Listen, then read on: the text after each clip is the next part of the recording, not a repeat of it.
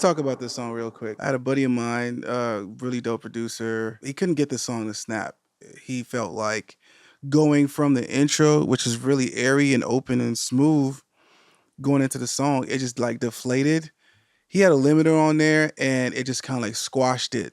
And I already knew whenever you're dealing with something that's squashing like that, your balance is off and something is just really pissing the limiter off, right? So did an audit, go through, find the tracks that are really dancing on the peak meters, right? So I found a bunch of fills that were doing that, some drum elements were doing that. Um, so definitely controlled those. Maybe in another video we'll go into like deep dive into how to really get a good balance going, but definitely some clippers were used. Some 1176 compression and things like that were used to kind of like make sure that things are sounding the same, but not going over certain dB levels because it all adds up at the end of the day. And the limiters don't like that if you're not careful. So after that was done, rebalanced a little bit, and then we really started playing with the color of the song, the sound. And as a mix engineer, I love all the tools. I love all the gadgets. I love all the plugins. I love all the hardware. That's great. But if it doesn't sound good, it doesn't sound good. I literally know people that are gone into records and like just with a bunch of Waves plugins that, like 15 Waves plugins, they can make a record sound crazy. And then I've seen people with like the dopest setups that you've ever seen. And yeah, let's not even go there. It just sounds like trash. But so it doesn't really matter about that. It's like, how does it feel, right? So I listened to the song top to bottom, listened to a few other songs that I felt were similar on Apple Music or Spotify, whatever we did. And I'm like, okay, and I got in the mood, like, okay, here's what we want to sound like. And I painted a picture in my head. All right, so drums, let's start with the drums, all right? And for me, as you can see, all these red right here, those are my drums. Like, I feel like drums are heat, drums are fire, so I always make them red. And then my bass tracks are always brown, because bass be brown. I don't know, it's silly. Fender basses are usually brown, bodies, I don't know, just whatever. Bass is always brown. My synths and keys and stuff like that are usually like turquoise or whatever. So I kind of color coded to a certain degree. Background vocals are always purple for me. Lead vocals are always like gold or yellow or whatever. And yeah, just to kind of like map out where things are. And so just to get me started. Anyway, so a little color coding, a little rebalancing, a little audit with my peaks to make sure that stuff is not really, really like jumping out. And then we got to work, I typically don't mix. I have 2 subs in my room. I typically don't mix with them, but I turn them on just to audit my low end, just to check, right? I have these PMC 6.2s, super low, nice low end. I don't need anything else, but the subs will let me know if there's anything really happening under 30 hertz, right? Clean that up. Just control it, not take it out completely, yeah. And then moving forward with the drums, I asked him like, where'd you get your drums from? Splice, right? And like, yeah, everything was down the middle, sounding like really plain Jane, right? So let me jump over here to what the drums are doing. So where's the drum bus? All right. So here's what the drum bus sounds like. And this is after balancing it, okay?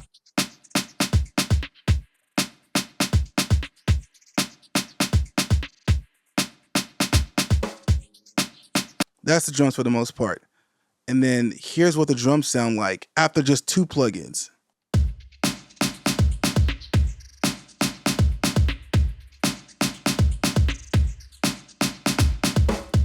All right. So I feel like those 2 really did a lot. I'm still hovering around the same levels on my meters. The first things first is this Orion. It's the same company that makes, it's Cradle Audio. It's Jason Joshua. He's a beast. I love the dude. And this is his drum bus. He's got the mix bus plugin called God Particle. If you're here watching this, you know about God Particle. You probably know about Orion too. And on Orion, I started with the Easy Does It preset, not doing too much, a little bit of saturation and harmonics around 80 hertz, just to capture that kick, right? I don't want it down at 50 because this is really, really fast. You know, when stuff is really fast, I don't want a lot of stuff rumbling down in the low end because it's just like bringing that low end frequency back a lot. All right. So 80 hertz is good here, right? I'm cranking it about 80 right there. And then the A mode compression. And that's pretty much it. I'm not even using this, little Pultec thing going on over here. That's all I'm doing. All right. C color on the saturation and some high pass. That's it. All right. And we go from this to this.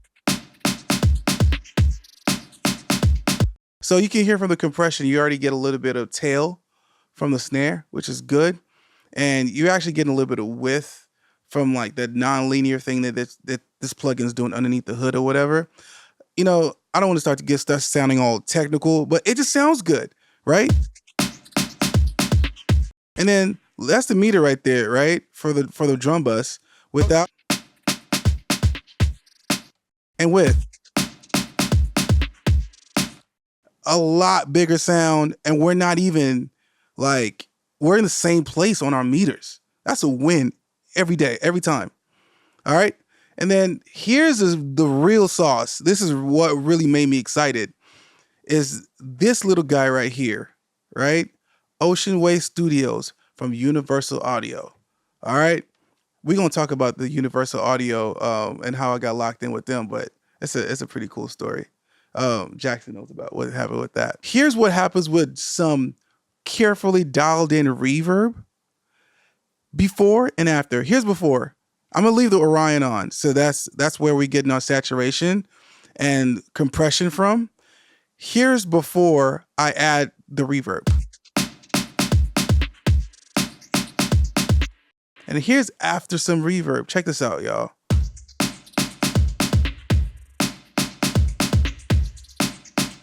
Feels so much better, and it sits with the song a lot better because the song is like really ambient. It kind of like it's got a lot of ambiance. It's already really big. Drums got to kind of like be in the same vein. I've done a lot of solo stuff, so let me play the whole track with where the drums are now. Before.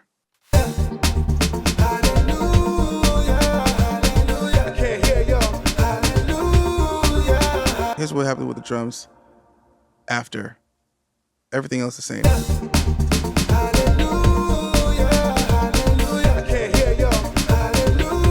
They now live in the same world, and that's just what we're trying to get. So that's what we're trying to accomplish. All right. So we talked about a little bit of drums. Now we're going to talk about a little bit of bass. Now, when I first heard this record, I think he already had it in a pretty good place. I love his sound choices and like he was doing with the vocals and stuff. By the way, this song is called Hallelujah. He's also a DJ. He figured it'd be a good song to play like on a Saturday night, Sunday morning. People in the club, or they're going to church like in a couple of hours. Like, get up out of here and go to church kind of thing. That was the whole idea. I think it's funny as hell. There was one other major change that happened with this record. You see how this got two bass tracks here? It used to be just one bass track. I split it into two so that on the hooks, the section right here and the section right here, those are the hooks. I took the bass on there and I brought it down. It's the same loop. It's the same notes going over and over again every 4 bars, right? Now, here's what happens when I take this and put it back where it was. It just goes boom, boom, boom. Like it just goes over and over again. This is the entire song. But I got me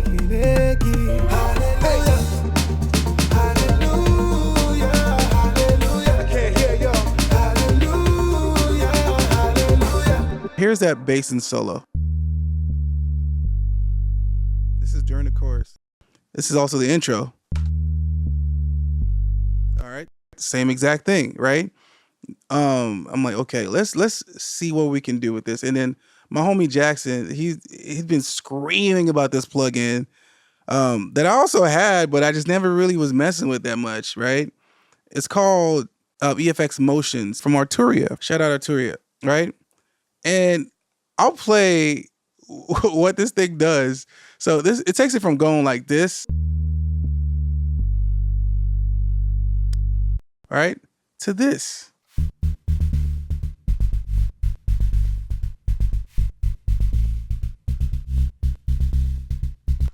And I'm gonna tell you why I really like that. I'm gonna play the drums real quick with the bass the way it was. Then I'm gonna change it up. Listen what happens.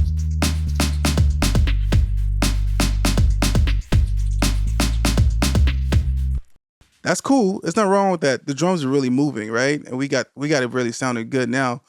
But here's what happens with motions and the drums.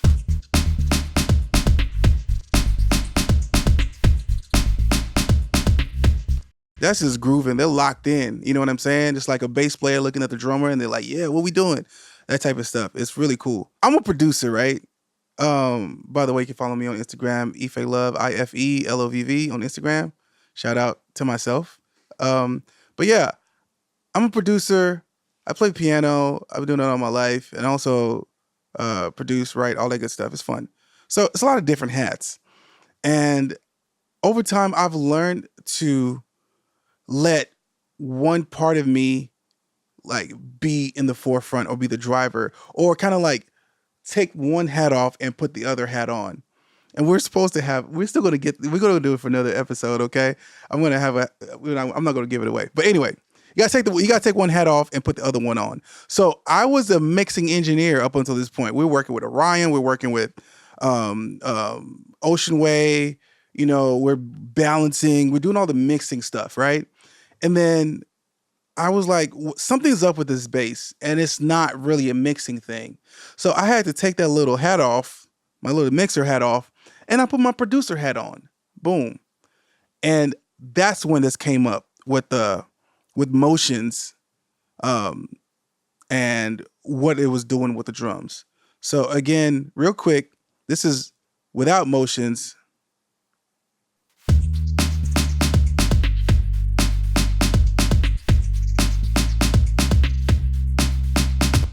And with motions.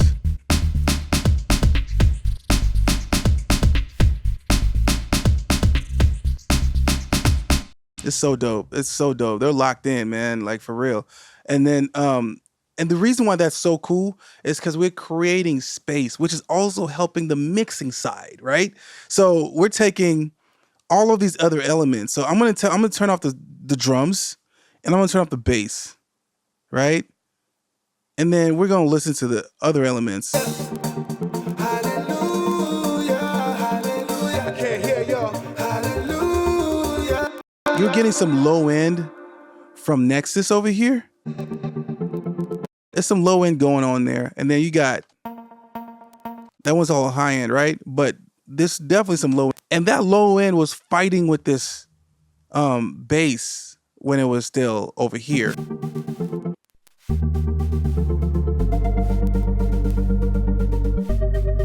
Right?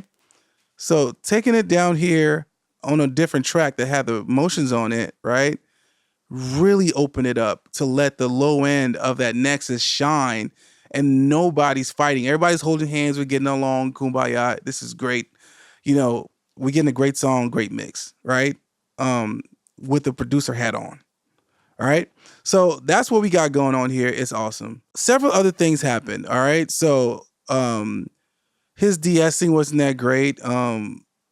So I switched it out to Pro-DS. I like this de-esser. A lot of people try to skip it, but I think it's a GOAT de-esser. I love it. And then that did some controlling of these vocals one by one with LA2As. They're great. Just a little, just touching them a little bit. I'm not doing a whole lot. He had Pro EQ here. I left it on there. This is Studio One's default EQ. It's clean. It does the job. I'm okay with that. And then here's another really cool part. I gotta tell you guys about this. If you don't know how to use auto-tune, please get the latest version that allows you to auto key detect, right? This is not the version that does that. I have the version that does that, but whatever. He was on the wrong key. He was on the wrong key. And it was only catching some notes, and the rest of it just sounded like weird. you know, so you got to make sure you're on the right key, right?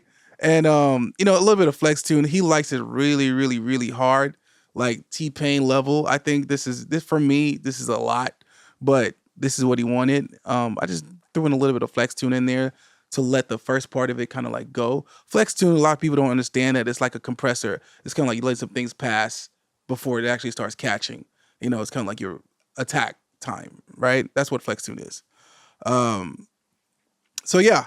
And then I was being lazy, guys. And if you want to be lazy like me, I'll give you the hack. I put like a Mix 2 plug in here and I took like 10 dB off the top. This is digital. It doesn't really matter as much. So I took 10 dB off the top. So I'm not having to like really, you know, dialing everything back and starting to mix from scratch. Again, like I said, he came to me with the song already like 60%, right? And then and then because of the balancing I did, remember I told you guys about using, you know, like a really good clipper. I use Go Clip, the track Go Clip, and then I didn't even use it on the master bus, which is kind of cool. I didn't need to. If it ain't broke, don't fix it. But I have it on individual tracks, especially on drum elements. So I have that, and I have Master Plan, which I really like a lot. Master Plan is really, really cool. So Master Plan is doing, you know, not a lot of heavy lifting either. But yeah, it's there. It's just giving me, so Master Plan is a kind of, their algorithm is a clipper. That's why I didn't use Go Clip. Yeah, it's a clipper and limiter all in one, right? It's really cool. And I just take off 0.33 at the end to make sure I'm not going over into the red. And it sounded great. You know, this took me maybe an hour tops. And that is how KC's Hallelujah in the Club came to life, guys.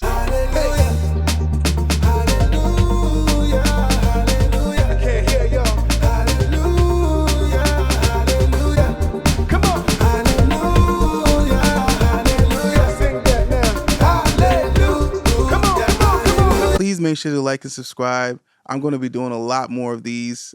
This is a friend of mine's record, but there's some really, really big records that I've worked on that I'm going to be breaking down over here as well, diving really deep into some of my tips and tricks and like hacks that I have. I don't like really using the word tips and tricks, but it's just things that I do, you know, and how I listen to music. Right. Some of them are going to be hardware driven. Some of them are going to be hybrid. Some of them are going to be straight in the box. Okay. There's no one size fits all. So like and subscribe. Come check me out some more. Yeah. Thank you. Peace out.